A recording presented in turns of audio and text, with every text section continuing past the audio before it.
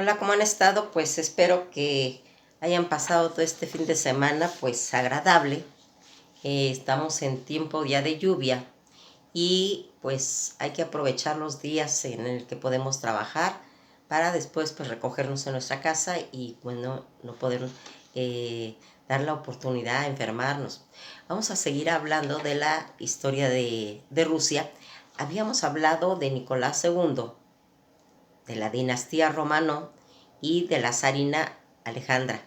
Todos ellos perteneciente a esos dos últimos zares que estuvieron a principios del siglo XX, eh, marcando la terminación de los zares en Rusia.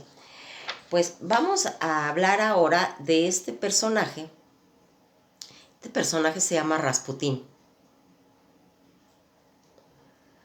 Rasputín, que va a ser considerado como uno de los personajes en el papel que va a marcar todo ese fin de esa dinastía, y que inclusive se le culpó a él en ocasiones de haber perdido en la Primera Guerra Mundial.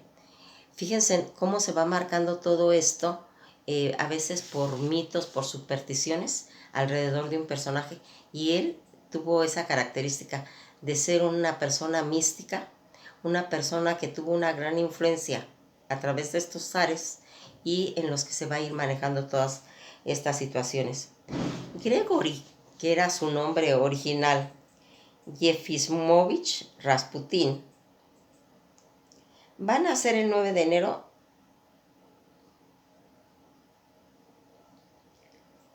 Hay unos que dicen que nació el 9 de enero y otros que dicen que nació el 21 de enero. Esas dos fechas están registradas de 1869 en Petrogrado. El 17 de diciembre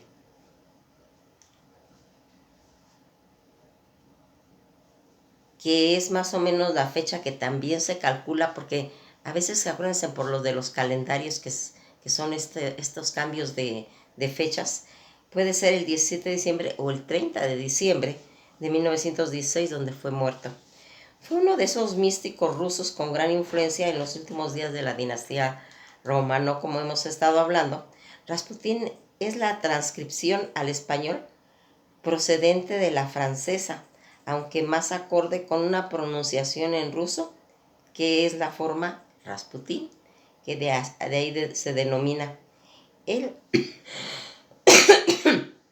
él va a morir a los 47 años a causa de que le tendieron una trampa. Ahorita vamos a platicar de todo eso, donde lo hirieron, donde con un arma de fuego, lo envenenaron y lo ahogaron en un río. Esa es la forma que está registrada en la historia, pero vamos a ir hablando más. Su religión, pues él agarró de la iglesia ortodoxa rusa, y él era casado.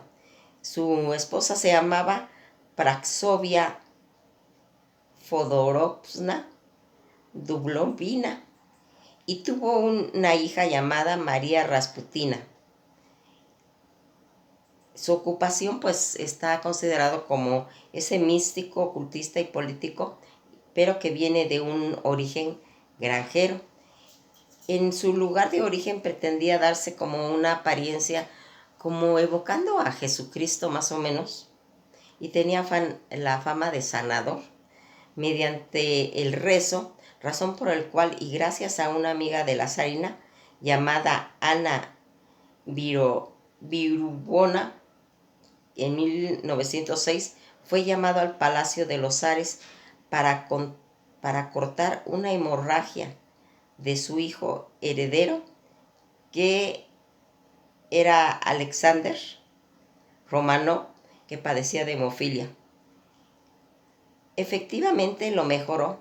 Algunos investigadores sostienen que fue mediante pues sesiones de hipnosis Pero aquí hay también otras versiones donde se dice, en la época actual, con todos los estudios que se tienen ahora a la mano, que él simplemente quitó la aspirina. Y eso hacía que tuviera, pues, que la sangre no estuviera tan líquida y se suspendiera. Todas estas investigaciones que se hacen acerca de esta, pues de estos estudios acerca de los mitos, porque muchos de lo que él trabajó fueron mitos, y que el reducir el uso de la aspirina reducía ese sangrado, porque la aspirina tiene la característica de que a la sangre la hace muy líquida. Esto fue investigado actualmente por la revista Time. Toda esta situación que él manejó en conceptos de lo de la hemofilia fue lo que hizo que estuviera esa influencia tan grande en la corte. En sus primeros años, Rasputín, él va a nacer y se crió en un pequeño pueblito de Siberia Occidental llamado Pokrovskoye, que pertenecía desde entonces a la región de Tobolsk, actual Tiumen, que está casi a unos 300 kilómetros de los montes Urales y a la orilla izquierda del norte del río Tura. Es posible que, como era habitual entre los campesinos rusos, su nombre deriva de un seudónimo o proviene de una palabra Rasputillín, que quiere decir disoluto. El registro de la parroquia local contiene el siguiente entrada. Dicen que el 10 de enero al 22 de enero de 1869 puede ser que haya nacido. Como se van dando cuenta, va cambiando las fechas según de donde se toma toda esta información. Su esposa, ambos ortodoxos, nació una hija, Gregory. Al día siguiente fue bautizado en honor a San Gregorio de Niza, cuya fiesta se celebra el día 10 de enero. Más adelante él va a tener más hijos. Gregory fue el quinto de 9 hijos, solo que sobrevivieron 2, él y su hermano Feodosia. Nunca asistió a la escuela según los censos de 1897. Así todo el pueblo era analfabeta. En Pokrovskoye, el joven Rasputín era considerado un extraño pero dotado de dones misteriosos. Sus extremidades se sacudían, movía los pies y siempre mantenía las manos ocupadas. Pese a algunos de sus tics físicos llamaban la atención. El poco que se sabe sobre su infancia fue transmitida por su hija María.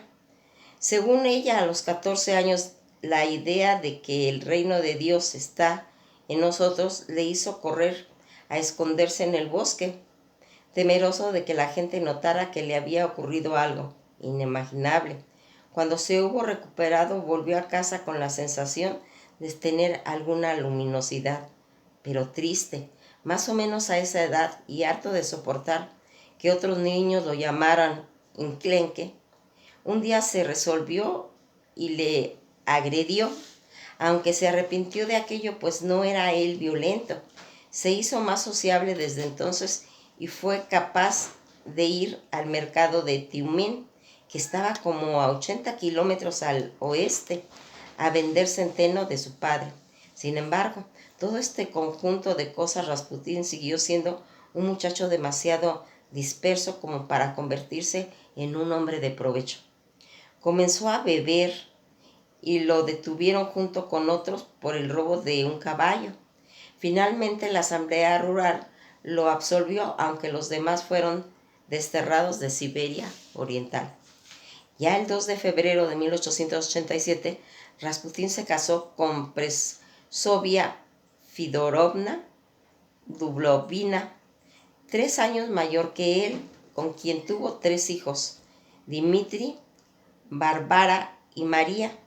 2 hijos anteriores a ellos murieron muy niños, y en 1892 Rasputín dejó abruptamente la aldea a su esposa, sus hijos y a sus padres.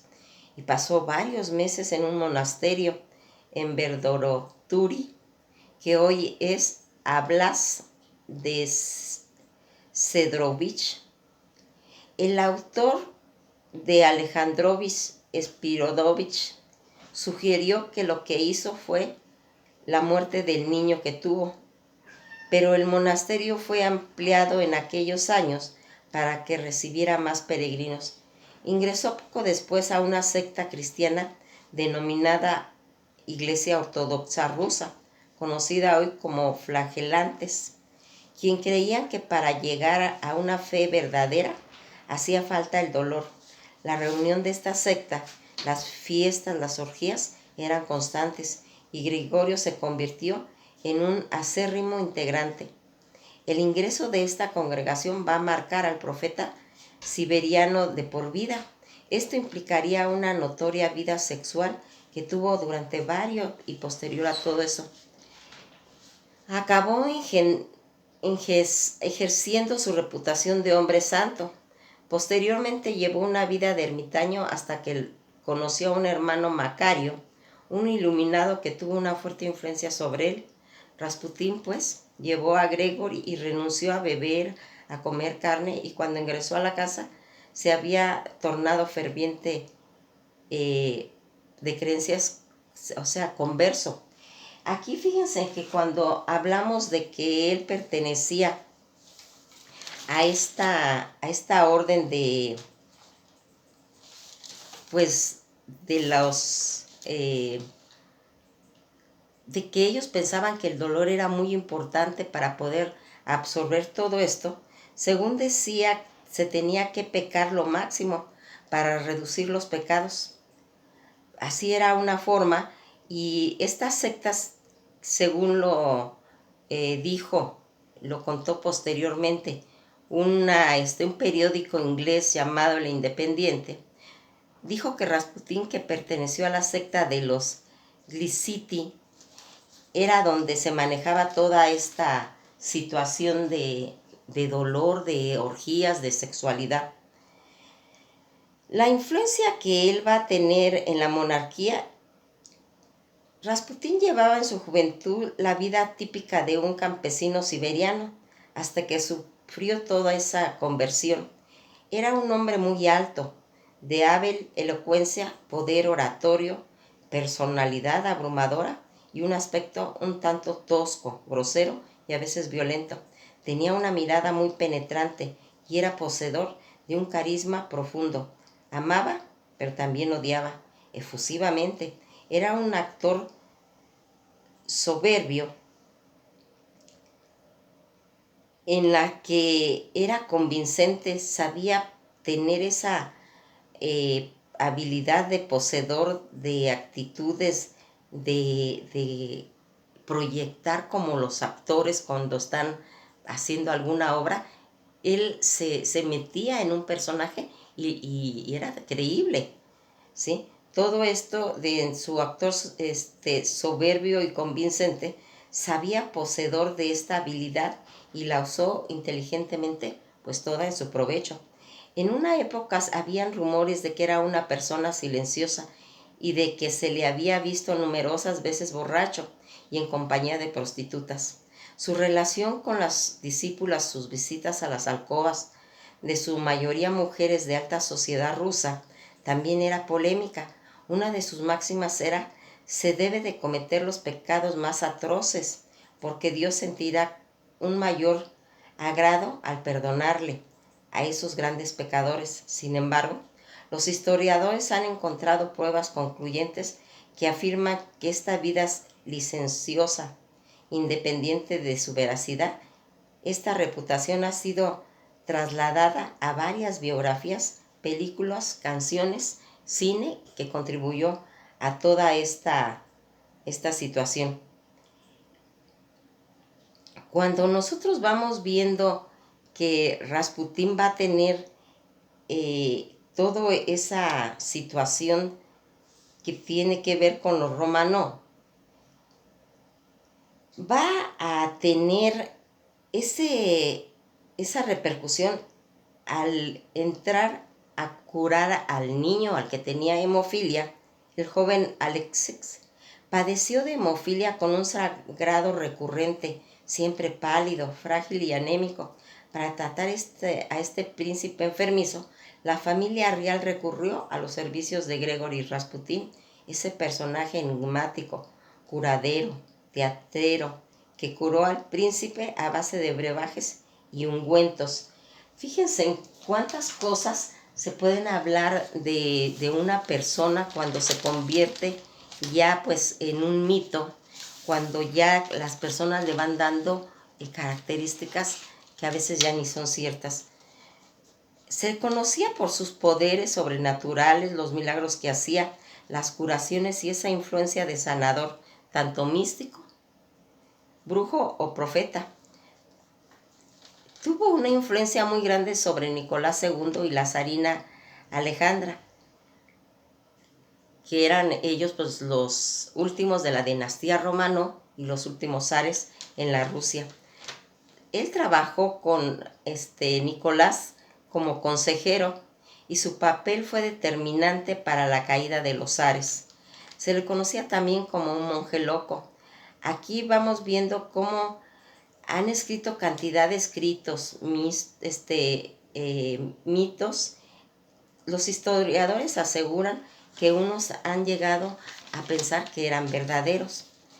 Al seducir a toda esa familia real de los romanos en la Rusia y en los comienzos del siglo XX. Aquí también vamos a ir viendo cómo él era un frecuentador de burdeles, consumía alcohol y dicen que tenía una relación posiblemente hasta con la zarina Alejandra. Aquí se habla de toda esa situación. En el Museo de Rusia dicen que se tiene su miembro viril, que tiene 25 centímetros de largo y que está pues exhibiéndose ahí, pero pues es raro que, o pues no es muy seguro de que sea el de él. Toda esta situación que se va a ir haciendo con toda esta gente noble que se va a ir marcando, va a hacer que haya inclusive canciones como la del grupo alemán antillano Bonnie M, que lo llamaría la mejor máquina del amor. La canción que se hizo este grupo fue llamada Ra Ra Rasputin y en el 30 de diciembre de 1916 Félix Yusupov y otros nobles rusos le tendieron una trampa para matarlo, envenenarlo, cortarlo, dispararle y arrojarlo al río ya muerto. Pues fíjense en cómo va marcando toda esta cosa, pero hay biografías en las que realmente cuentan todo su lado místico de él. Aquí lo que pasa, ¿por qué no fue tan notable? Fue notable en Rusia, pero recuerden que habían otros místicos. Estaba Madame Blavatsky, estaba Gurdjieff, ¿sí? Entonces, habían otros personajes en los que estaban puesta la atención, aunque ellos son un poquito anterior a él, pero más o menos están paralelos. Quise mencionarles este personaje porque es muy importante que nosotros cuando hablamos de personajes a veces no les buscamos esos lados tan importantes que tiene en el aspecto místico. Es muy muy interesante. En otra ocasión vamos a hablar de él, pero de los aspectos realmente místicos, qué sustancias hacía, qué efectos de poderes fue aprendiendo a través de estar en todos esos monasterios, ¿sí? Porque al introducirse siempre las personas en sectas, pues aprenden esos conocimientos que están ocultos y esa fue una de las cosas que él tenía. Pero pues aquí se puede decir que escogió mal la secta porque era una secta pues como no era tanto de purificar el espíritu, sino al revés, era de ensuciarlo, de mancharlo, porque según él, Dios pues cuando nos perdonaba sentía mayor satisfacción. Pues esto ha sido todo por hoy y nos veremos en el próximo video.